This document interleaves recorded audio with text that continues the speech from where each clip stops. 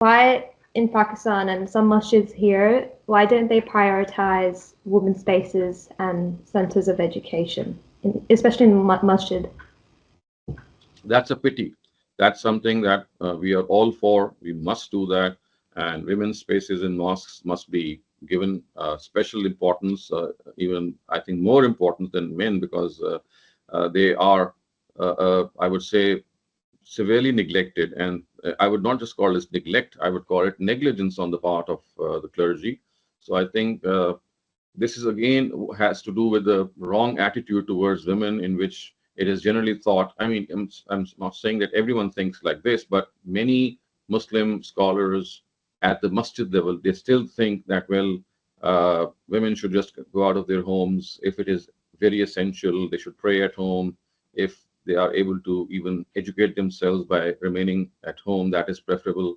So basically, it's a mindset of our Muslim clergy in which they would like to confine Muslim women to their own spaces and home in their own homes, which is absolutely a wrong understanding of religion.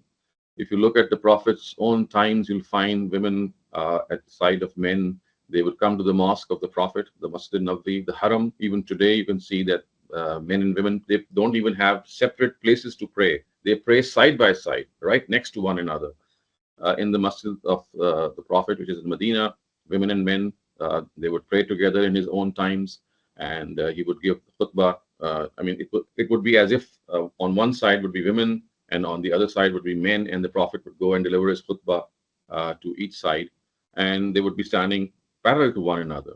So I think again, because of not understanding certain hadiths and certain cultural practices, that our clergy and our Muslim scholars are mostly uh, individuals who look down. I'm not saying it in a negative way, but the result is that they look down upon women, and as a result, they treat them as second class or maybe second rated human beings, which is, of course, something that is absolutely wrong.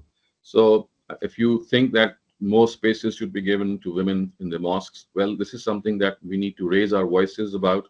And let me tell you that you'll find this more in Muslim countries. In countries like Australia or Canada, you still have spaces where you can go, Islamic centers where women can go and they can express their views. So if you go to Western countries, the chances of women having spaces in the mosques is much more.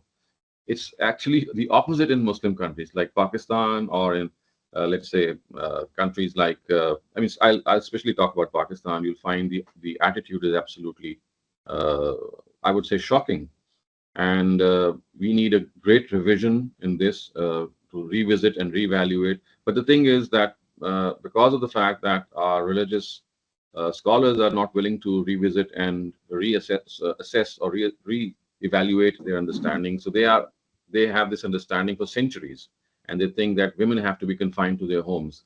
So this is just a product of that mindset, of that mentality.